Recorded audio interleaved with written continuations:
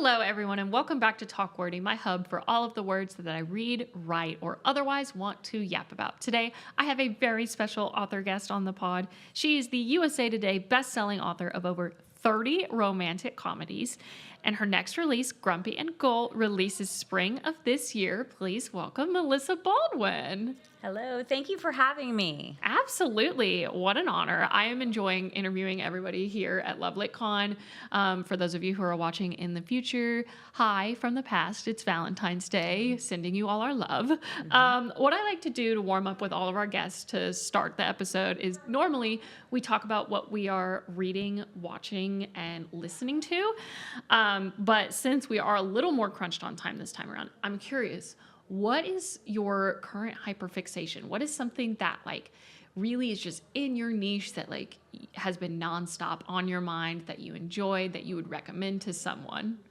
As far as books? Books, TV, movies, anything culture. Oh gosh, pop culture is big for me. Well, considering that I am a proud Gen X, right now I was just saying that I am in my no worries era. So just taking time and watching old shows, listening to audiobooks, of course, because I don't have time to sit down with an actual physical copy, listening to audiobooks and just finding new ways to allow myself to relax. Yeah. That is the biggest thing for me right now.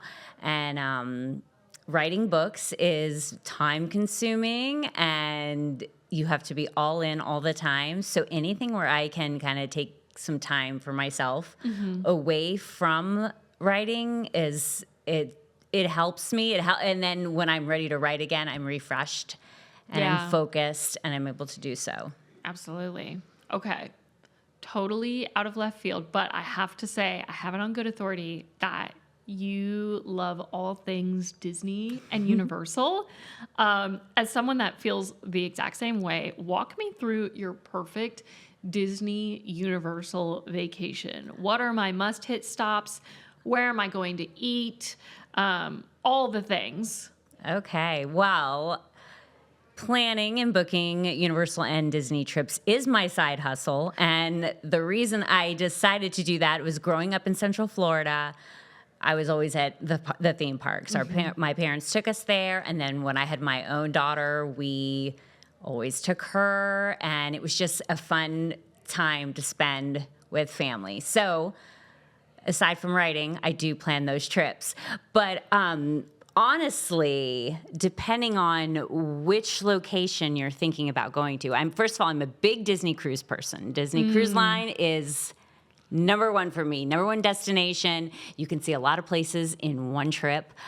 So that's a huge thing for me. But okay, so if you were doing Disney World out in Orlando, there are 4 parks. So it does take a lot of time, especially if you want to fully immerse yourself in the magic and really get the opportunity to see everything.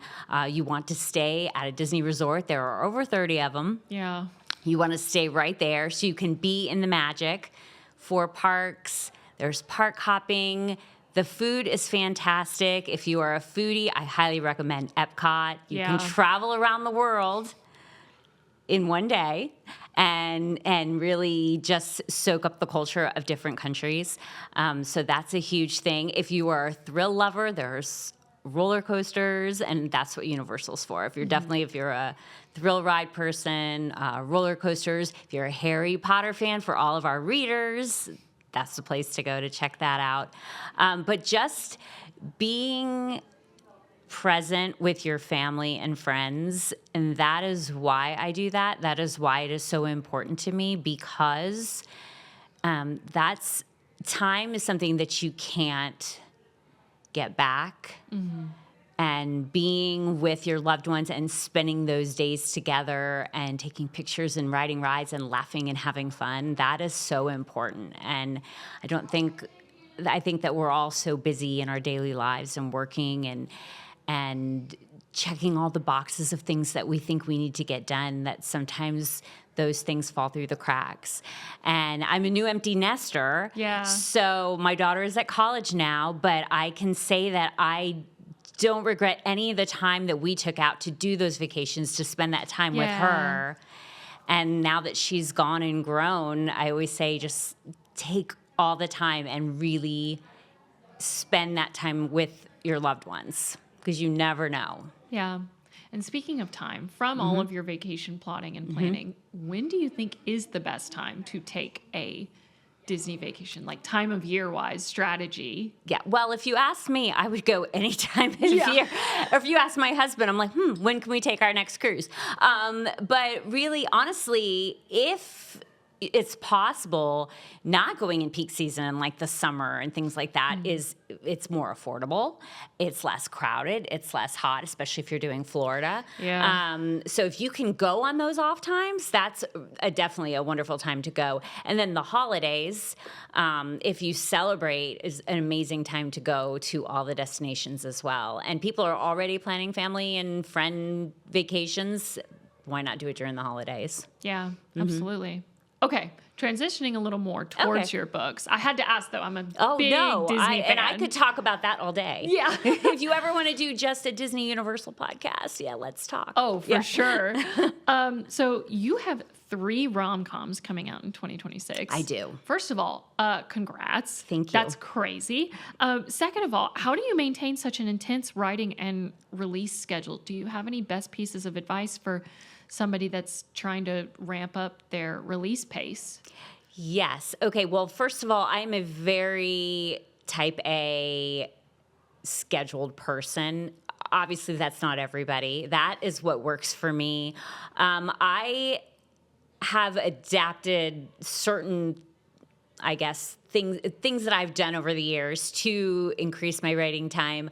I start my day every day with journaling.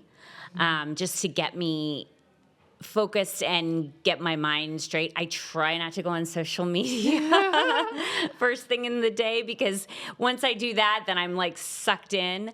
And it's just opening my manuscript is so important. And even if I'm not feeling it, and even if there are some days where we're just like, oh my goodness, I've got to write 2,000 words. How am I going to do it? But really just opening it and familiarizing myself with where I left off with my characters, what are they thinking, and just following, I guess, the schedule and the tasks that have worked for me.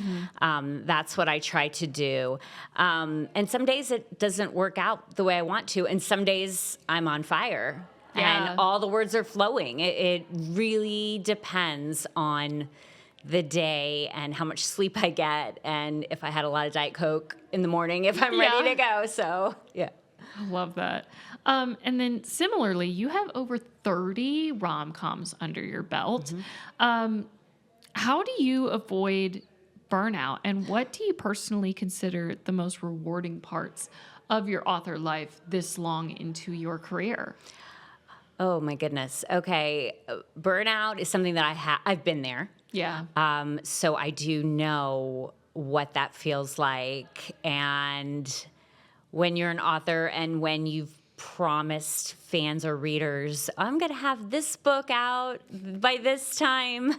And when that burnout strikes, it's sheer panic. But I feel like I get a lot of joy out of writing, and I know, or at least I've heard from readers that it brings a lot of joy to them. So I almost don't want to disappoint them. And in a world where things are hectic and chaotic and stressful, rom-com, lighthearted reads, it's an escape. And so I do want to provide that. And it gives me an escape as well. As I'm writing it, I'm getting into the minds of my characters. And so that, for me, it's easy to get burned out as an author or anybody in life, but really just reminding myself that there may be someone out there that just needs to laugh. Yeah. For a little while and just needs to smile and read about a meet cute or a quirky little couple who meets with, even if it's cheesy and Hallmarky, if someone needs that. And so I try to remind myself of that. I love that. Yeah. There's a quote from Soulmates and Slapshots, this beautiful book right here. Also, your covers are gorgeous. Thank you. There's a quote from that book that says, I came to Maple Falls for a change. I just didn't expect it to change me. What are places that you've been in your life that have changed you for the better? Oh, my goodness. Oh, let me think. I don't consider myself well-traveled, but I would really love to travel everywhere. But I feel like we went to Europe last summer, and I feel like being around people from other cultures, and it was my first time being over there, and just meeting people. And we were in Greece and walking through Mykonos, and just people were so kind Yeah. and so welcoming and just friendly. And sometimes I feel like we don't get to experience that a lot. No. And it really inspired me to, I want to write a book set in Greece. I have to. I have not done that yet. I It's will be on your first reader. It's on my list. But it was the most beautiful, wonderful day. And my whole family felt that way. My husband felt that way. My daughter felt that way. My daughter found all these stray cats, and she just wanted to sit with the stray cats and pet them. And it was just such a wonderful day and wonderful experience. And just the people were so kind and welcoming. And I love that. Yeah. I love that so much. I also would be petting all of the stray cats. That is very much what I would be doing in that situation. We took pictures of her, and I have friends that were like, where'd she find all those cats? So I'm like, oh, they were just walking the streets in Mykonos, and she just was like petting them, and she knew their names, and and it was so sweet. And she just like would have been happy sitting there the whole day with them. Absolutely. I went to the Dominican Republic like right before I went to college as part of like a service trip, and there were stray cats everywhere, and they would like come up to us during dinner, and I probably didn't really eat a full dinner because I was just so preoccupied in petting the stray cats. So I totally get that. My last question for you is, what are some things on your personal bucket list that you might want to tackle soon now that you are an empty nester? Oh my goodness. I have so many things on my bucket list. I'm a big list person. I'm old school. I write everything down. But I feel like exploring more of the world, traveling more with my husband. Now that we don't have a child at home, we're able to kind of get out and go at like different times. Like I was saying, it's hard to travel when everybody else in the world is traveling in the summer. Really just get out and explore and go to new places so I can, help to be inspired for future books, because I want to continue writing, and I want to get to 50 books. I'm at 33. But really just exploring and seeing new places and meeting new people and just being inspired, because I write based on inspiration, and I like to meet people. I like to get to know people. I like to know just what brings them joy. And so I want to put that into my books. So I feel like traveling while I'm empty nest, and also, like I said in the beginning, just taking more time to relax and to not always have to be working all the time, not always have to be creating all the time. So really just allow myself and tell myself it's okay to take some time off. Yeah. It's okay to take a break, because even when I'm not working as a writer, this, even when I'm not working, I'm still working, because my mind is still going and the ideas are still flowing. And so, even when we want to take a day off, like our mind isn't exactly taking the day off. Exactly. Yeah. Okay. So for anybody that is watching this, it's Valentine's Day. We're at Lovelit Con. But when this airs, we won't be at Lovelit Con anymore. So tell our listeners, our future listeners, where they can find you online. Yes. Okay. Well, I'm on Instagram all the time. It's my favorite platform to use. I'm at Baldwin Author. I am on TikTok a little bit, but I think I'm too old for TikTok, so I'm trying to get better at TikTok. And I do have a website, author Melissa Baldwin, but I really believe in, like, if somebody sends me a message or has a question, to respond. I'm very responsive. And, because I know that if I reach out to my favorite author, I would be so excited to get a response. Yeah. So I am available, and I'd love to connect. Perfect.